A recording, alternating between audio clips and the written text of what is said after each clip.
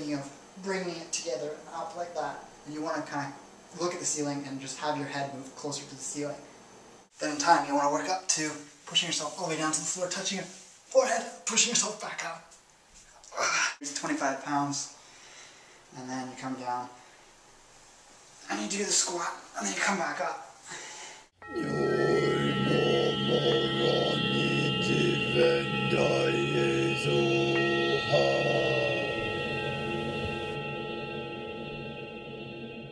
Looking for longevity lifestyle designers, this is Zach here, of longevity.com. I've got a couple clients right now who are wanting some exercise stuff done, sort of like a program, and basically I'm just going to share with everyone what it is I'm doing right now with my exercise. Really focusing on body weight exercises so it's easy to do at home, and this can be something that you incorporate into your own lifestyle patterns and habits, or you just sort of take what you need from this and make it your own.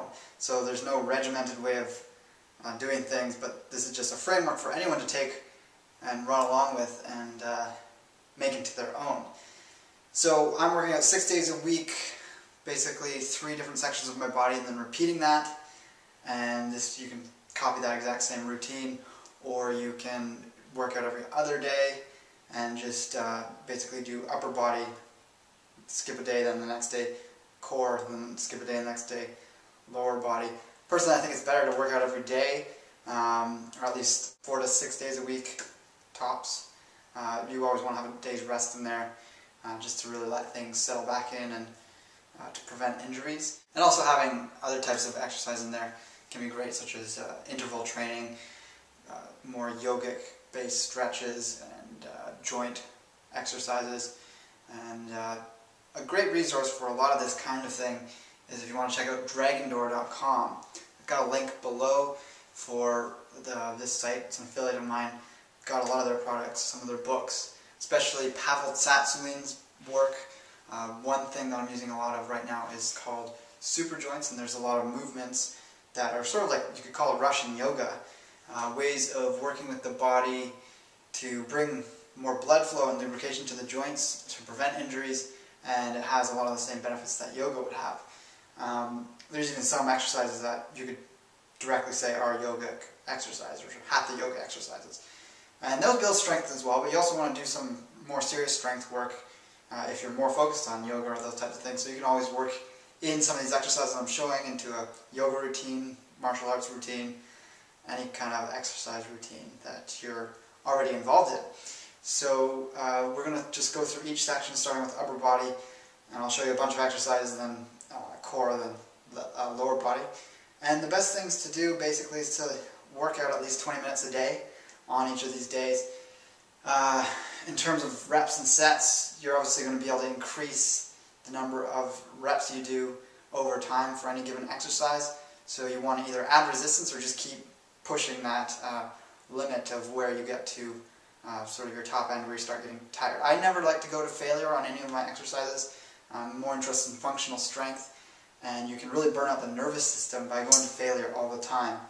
So that's specifically with weight training. If you're always going to the point where your arm basically falls, if you're lifting a weight in a dumbbell curl, for instance, if you're constantly going to failure, the nervous system takes 2 to 3 times longer to recover than your musculature.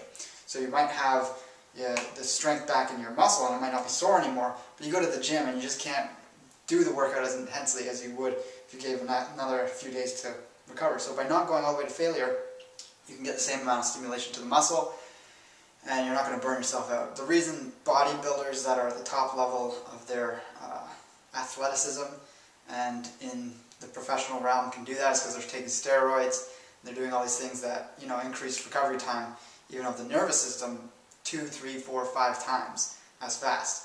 And it's pretty unnatural and has obviously its own negative side effects you want to avoid.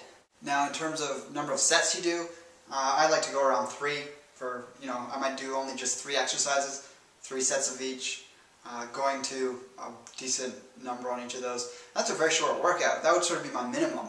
Sometimes I do more, really depends on the day, my energy level at the time of the day I choose to work out, and what it is I'm trying to accomplish. Another great book I'm going to recommend on the Dragon Door site, which I've learned a lot from, and this is especially true on days when I don't have the time to do a full workout all at once and I'm just sort of going crazy all over the place. I work out sporadically throughout the day, and this is called what PAVEL calls naked warrior training. I've done videos about this in the past, you might recall. And this is where you do one set of 2 to 3 really difficult exercises. So one-handed push-ups, or one-legged squats, or weighted chin-ups. And you just do like such a high weight, or such a difficulty of exercise, that you can only do 2 to 5 reps of that. And then you take that, you do the other exercise of the 2 or 3 you're doing, and then you don't do another set until 2, 3, 4 hours later. And the idea that is you do maybe 5, 6, 7 sets in a day, and if you were to do this consistently, day in, day out, with the naked warrior training, you'd actually increase your strength load without ever actually breaking down muscle fibers and getting to a point where you're tiring yourself out. And that's just a great thing to learn about. The book is thick and there's lots in there, aside from just explaining what I just explained there. There's complex things about how to increase your muscle strength and tensile ability through intention, tensing other parts of your body, the way you breathe. So it's sort of like the martial art handbook of bodyweight training, in my opinion. There's a lot of really good techniques that you can add even to more strength endurance type exercises, like seeing how many push-ups you can crank out. So you can use a lot of the same ideas and techniques into any form of strength training. You can learn that from that Naked Warrior handbook that is at the link below as well. So here I am, I'm going to demonstrate the exercises. Take with it what you can, and don't be too hard on yourself if you can't do as many reps as I'm showing. I'm not even going to show many reps for each exercise. This is actually a day off for me, so I'm not even going to be working anything to any great degree. But I just want to show the proper alignment and way to do these exercises, and you can take with it and run with it and create your own program. It's best to write things down, keep a journal if you feel motivated to do that. But for people who have difficulty with motivation, that's a great way to build motivation, is to sort of keep a log of what your achievements are on each set in terms of the number of reps you do for each exercise, sort of what you're also aiming for down the road when you want to beat those records that you have, and you can create personal bests, and it's a really sort of self-satisfying way of improving your athletic abilities. So first things first is the regular chin-up. So a chin-up is hands pointed away from you. So anywhere you have your hands, this will be a chin-up. A pull-up, technically speaking, is anywhere with your hands pointed towards you. So the difference, I don't know if you can see me on the camera there or not, is when your hands are pointed towards you, you're working more the biceps. Of course, you're doing tons in the back, shoulders, and obliques, also lats, a little bit on the chest. With the hands pointed away, it's going to be working different things, not as much focus on the biceps. And of course, you're also working your grip, which is great exercise benefit of this movement as well. So you just want to have your legs sort of crossed below you. You obviously know what a chin-up looks like. And then a pull-up, again. You can have your hands anywhere on the bar. You don't want to do too many that close, but roughly shoulder width apart, you're really working the biceps quite evenly.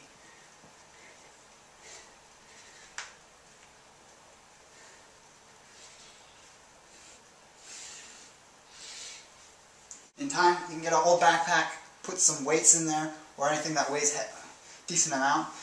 And it's great just to put dumbbells in there because you can really control the weight. I just have one 25-pounder in here today, plus a shirt. I think that's wrapped around so it's not quite so hard on my back.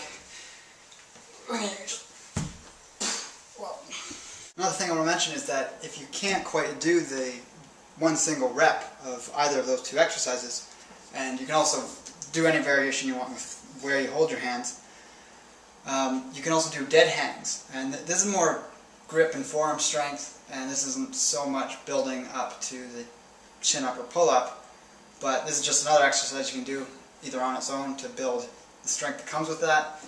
And you basically simply just hold on and let yourself hang. So I don't have my feet on the ground right now,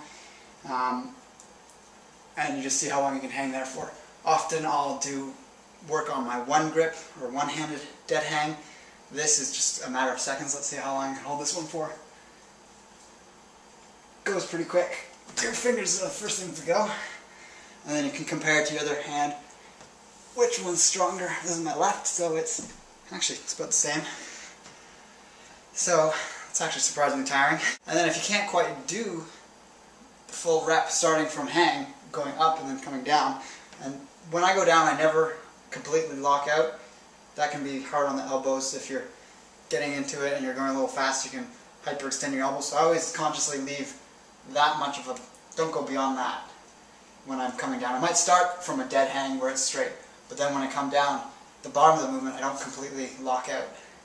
And I do that basically for every exercise, including push-ups. So if you can't quite do one rep, or you have trouble doing a number of reps, and one chin-up is just so much work that you do so few of them, you can jump up and then just do the negative. So you jump up and then lower yourself down.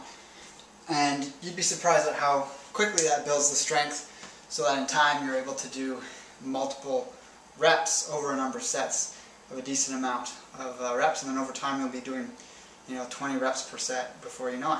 So I like to do a lot of my groundwork on a yoga mat, and I often work my bodyweight exercises into sort of a more yoga-like routine with some stretches, some back bends, forward bends, those kinds of things. And then I might move into push-ups or Hindu push-ups.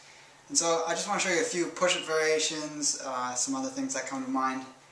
And there's of course tons and tons of ways of doing different types of bodyweight exercises, so I encourage you to look online for other examples. These are just a few I'm putting out there for those who want to learn specifically from me how to put together a program that's varied enough but simple enough that can be effective for themselves. For all of my push-ups, I prefer to do them on my knuckles just to protect my wrists. And yeah, I'll just start with the most basic push-up. It would look something roughly like this. Of course, going down I like to have some part of my body touch the ground, whether it's my solar plexus or the tip of my nose. Kind of want to be careful not to smash your face into the ground if you're not too good at push-ups. Then another variation would be hands much closer in, sort of in line with your solar plexus, lower than your nipples, or chest area. And this works a lot more on the chest, whereas the last one is much more back, shoulders.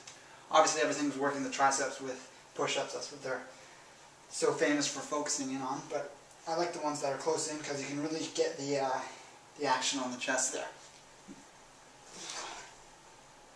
can even turn them into plyometric push-ups if you want. You can do push-ups with your hands further out. If you can really go up high, you can do, what do you call them, the Jack LaLanne push-ups. I've got an old video on those. They're very much focused on core strength, so I didn't even consider that a core strength exercise. And I probably wouldn't do it on an upper body day because then my core would be so tired from that specific exercise that I might not have the reserves for the exercises on the next day for the more core-oriented stuff. So actually I'll demo that one when I do the core exercises in the next segment. Can of course do one-arm push-ups. And that would look something like this. Again, check out the Naked Warrior Program book to really get the specifics on how to get the alignment proper, because to be able to do this exercise there's a lot of internal things that go on so you can do it properly.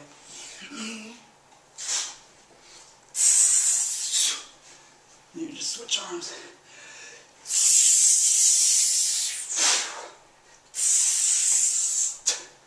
So my alignment isn't the best in that one, so don't take my alignment for that. Again, check out that book. Pavel is really good at explaining that one. Then of course you have the Hindu push-up, which is sort of works a broader range of muscles through the chest because you're coming down and doing this movement that is more than just a static in and out pushing motion. And so it's great because you can tend to do more reps of a Hindu push-up, but then it's not going to be as intense on the areas you might want to hit if you were doing a different style of push-up. So you have to be able to do a good downward dog. Some people do it with their legs really wide apart. I just simply do it like a regular downward dog, and there's a regular push-up. Come down, you swoop down. And I prefer to go up like this. A lot of people go back like this, but I think it would be hard on the neck. You don't want to be jerking your head back like that, especially in a strength type exercise, I feel.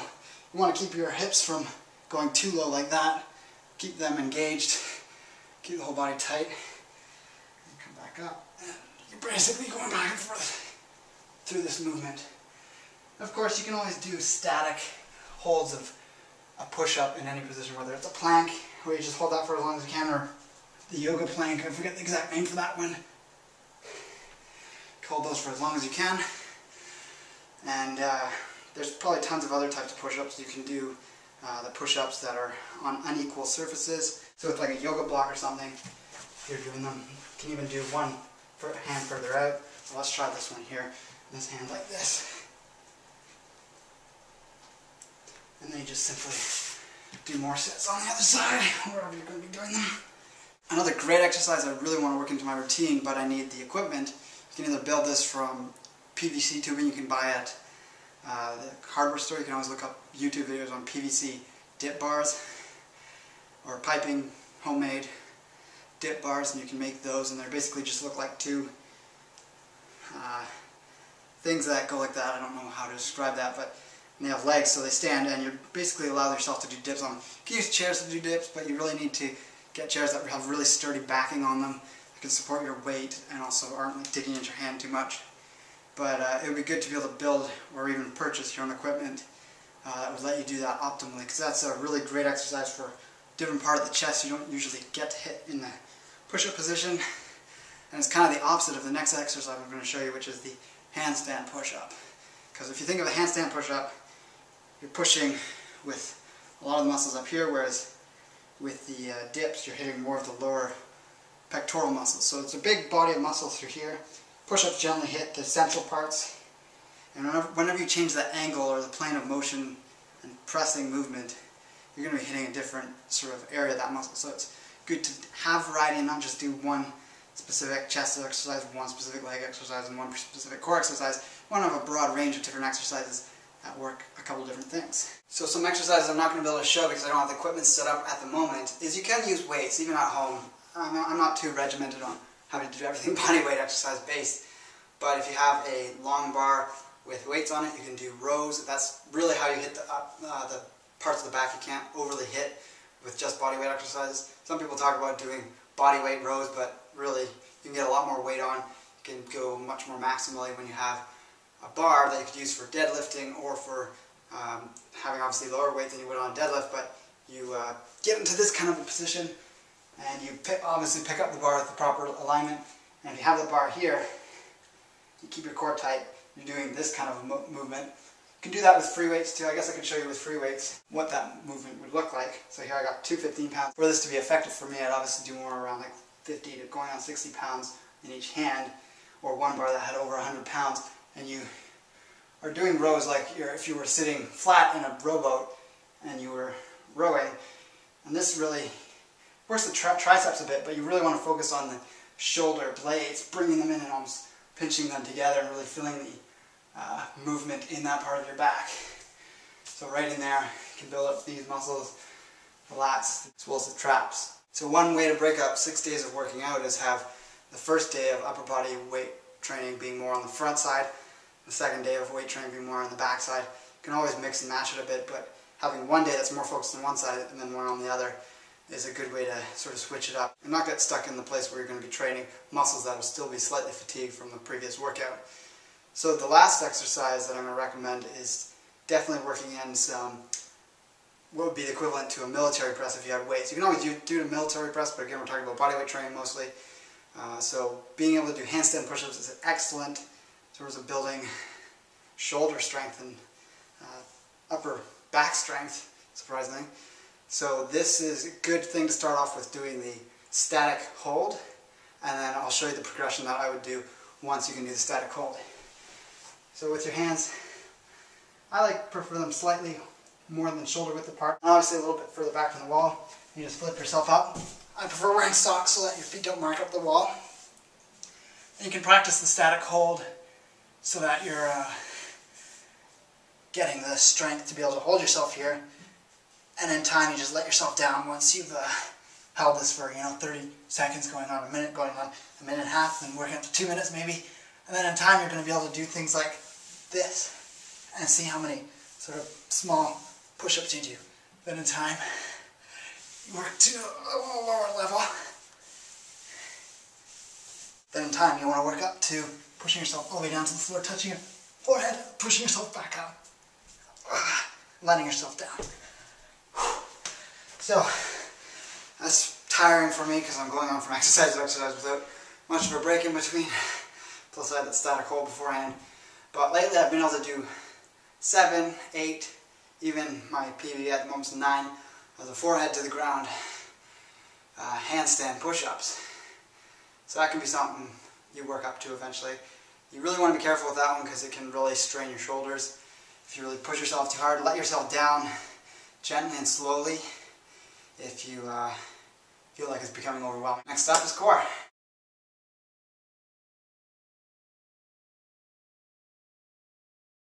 To learn more about why I personally think bodyweight exercises are superior to a lot of external weight movement type exercises, whether it's club bells, barbells, kettlebells, dumbbells, external weight machines, anything you can think of that's an external weight as opposed to your own body weight, in general is going to be inferior to your own bodyweight exercises. There's definitely a time and place for using weights, and I use them, and especially for the posterior chain, which is like a deadlift type movement or a clean and snatch.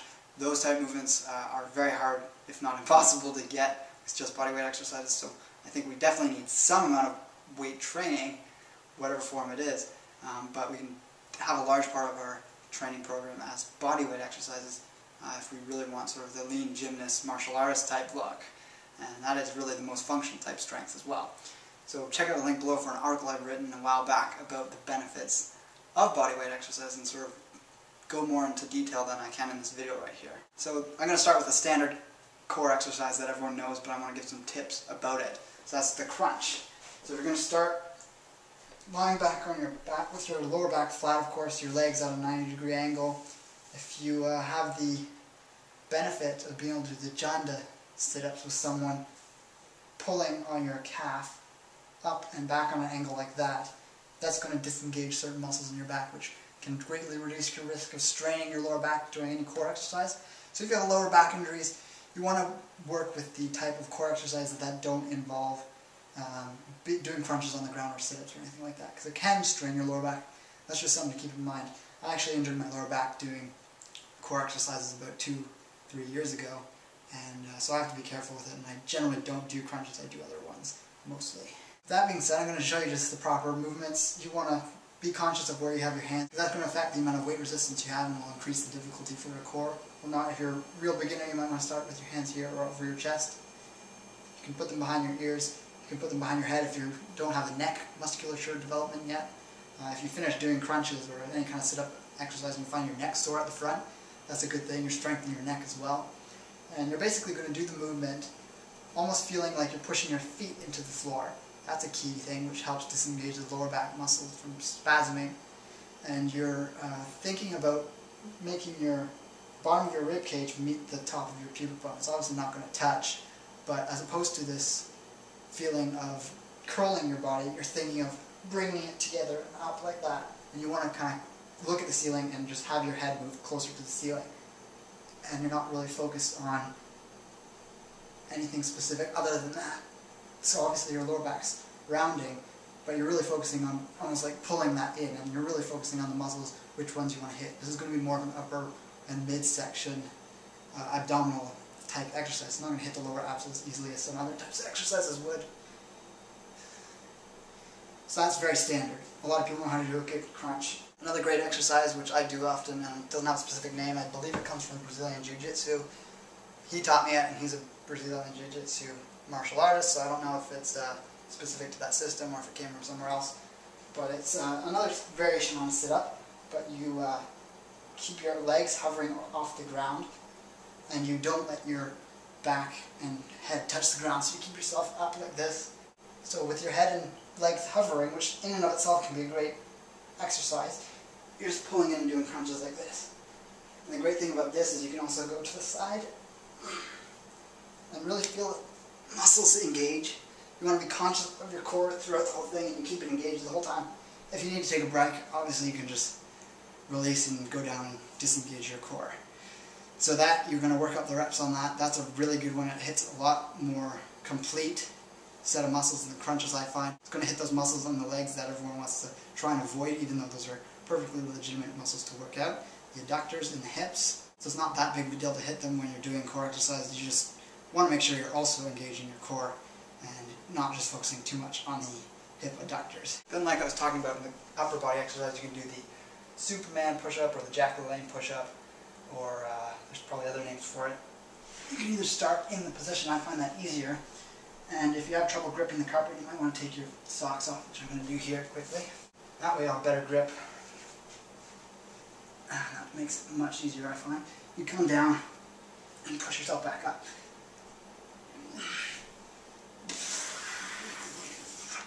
If you do too many of those, you're going to find you'll tire yourself out through here, but you'll really get right in here, lower and mid-core, which is great for that, because that's really the sort of the midpoint where all the stress is. Of course, you have other yoga type exercises, which I often do, which are great for the abs and core. That's things like lifting yourself up off the ground and holding yourself there. It's going to be a lot of upper body strength, but there's a surprising amount of core strength engaged in that as well. If you've got enough weight, I might not be able to do it with this one, but I'm going to give it a try. It's best to do with a long bar with a significant amount of weight. That's probably more than your body weight. And you put this up at the top of your area where we're going to be doing the exercise. Then you're going to be grabbing it. You're going to need it a little higher up. And using it for support while you do what's called dragon flags. Yeah, this isn't going to be enough weight, unfortunately. But if you can imagine, if you had enough weight, or if you have a bench and you're holding onto the bench, you can do a dragon flag, which is where you lift yourself up. If you're doing the negative, you let yourself lower down. But with enough weight, you're going to be able to hold your body so that it doesn't quite touch the ground. And in time, you'll be able to lift yourself up. So you're just, the fulcrum is on your shoulders. And this is insane for core strength. It's probably the best core strength exercise you can do. It's Bruce Lee's favorite exercise. And just search dragon flag, and you can find out more information about that on YouTube or any other search engine. And unfortunately I don't have the equipment that I can demonstrate that one, but I've worked up to be able to do those in the past. I just need to get a new bench that has the proper support for that to work. So next we're going to do some hanging ab exercises, which are also excellent. So doing different types of leg raises are going to be the best thing for anyone that has back problems, because you're not going to have the weird thing that's going on in the crunch position. It's hard, it's very technical and weird anatomy stuff that goes on when you're on the floor trying to work your core that kind of just goes out the window when you're doing a hanging type core exercise. So that's definitely the best way to do it if you have problems with back pain. So basically you just want to do sort of shoulder width apart hanging type exercises. This is where doing dead hangs can come in handy to generate enough ability to be able to hang for a significant amount of time so you can do these exercises. If you get really good at these, you're going to need a bar that's much higher up than you, because right now my feet are bent because my knees are not that far from the ground here. Just because of the height of a doorway, I can't get the bar high enough. So I can do hanging knee raises, but I can't do full hanging leg raises, except that my feet would be starting from a 45-degree angle from the floor, which is okay because you're going to get most of the leg raise from that angle. But it's hard enough to do the knee raises, so you can start with that. One thing you want to keep in mind is that you want to work the core, not your hip adductors. So it's easier just to raise your leg up and it be all in the hip and not really engage the core much. So you want to think of starting with your back slightly arched and then having your core generate most of the movement for bringing your knee up. And so that would look something like this.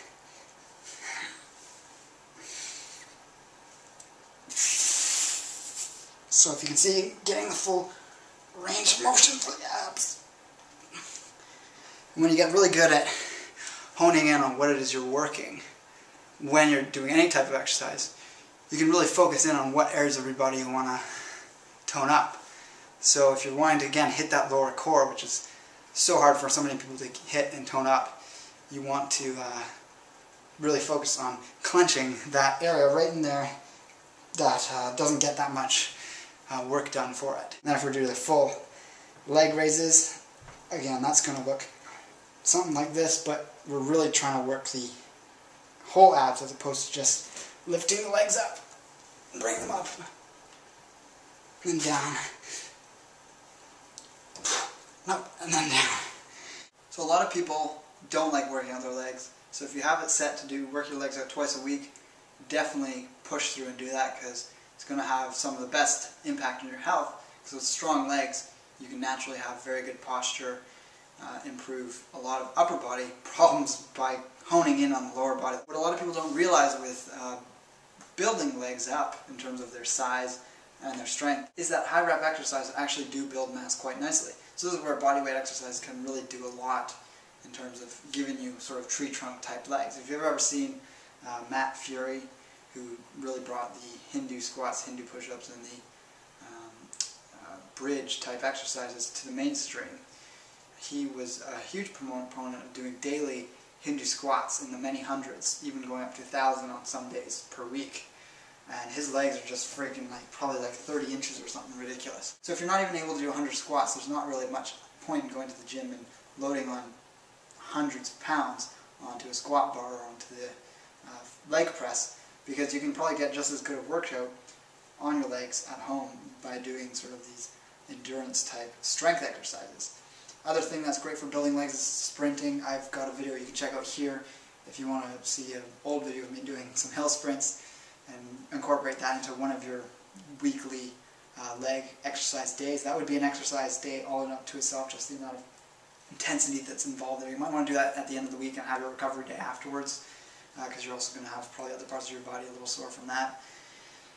But on your leg day where you're actually doing exercises, just focus on a few really good ones, and I'm going to demonstrate some of them here. My number one favorite exercise is the pistol squat, and you can learn more about it and how to build up to be able to do it with the Naked Warrior training program, which you can find in the links below.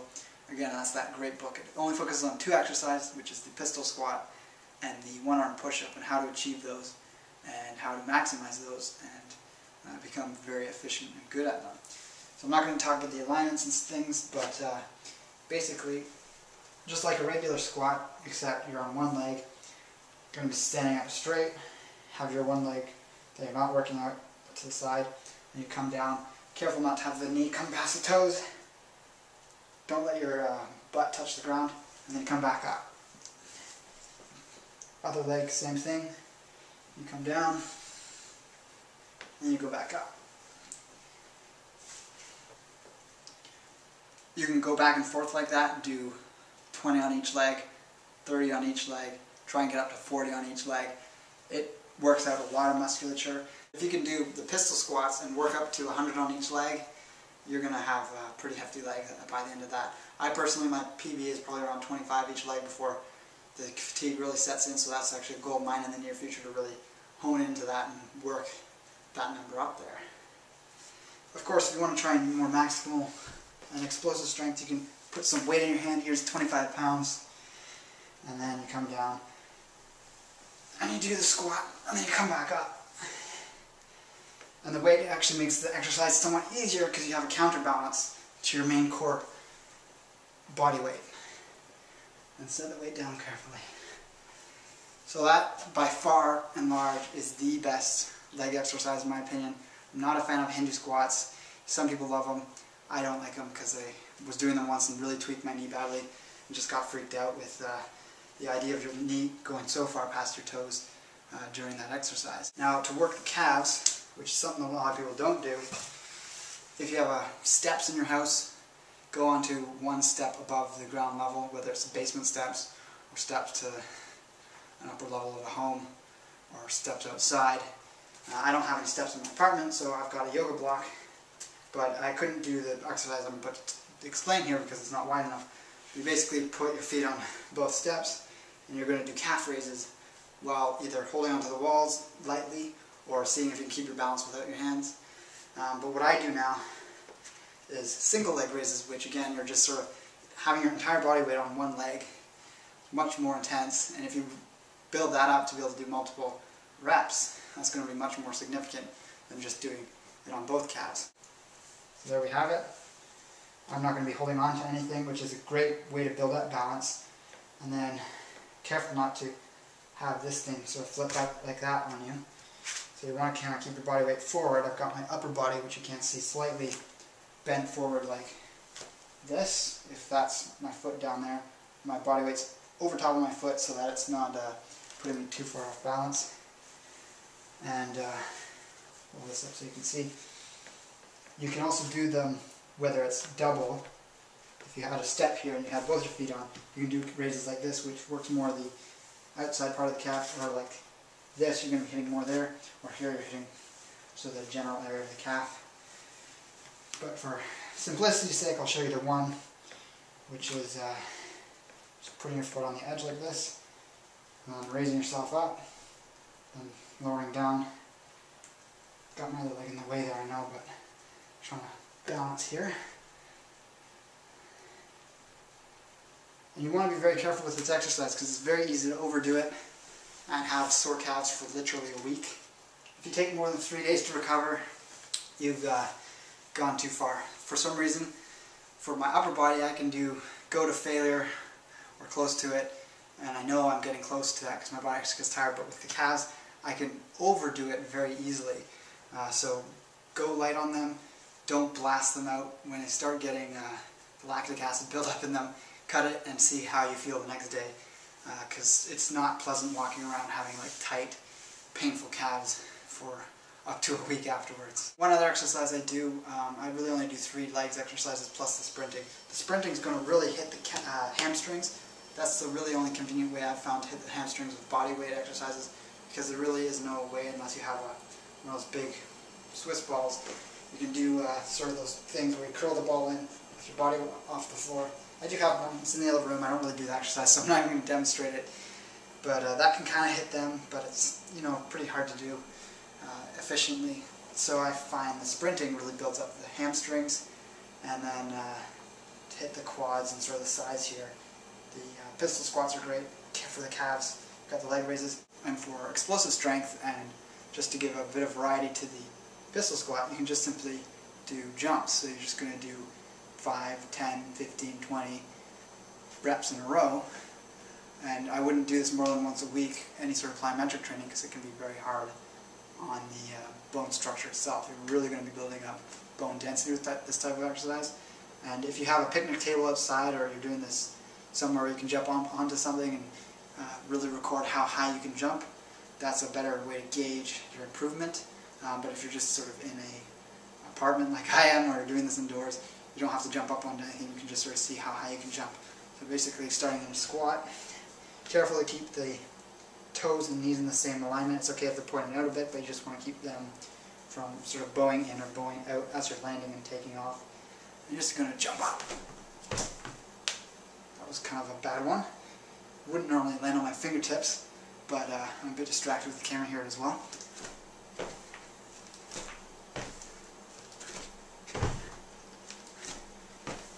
I'm going to stop that because my neighbors downstairs are going to be pissed at me. And that's it. That is all the exercises I generally work with. If you have your own exercises, you want to work any of these in, definitely go ahead. Explore what's out there.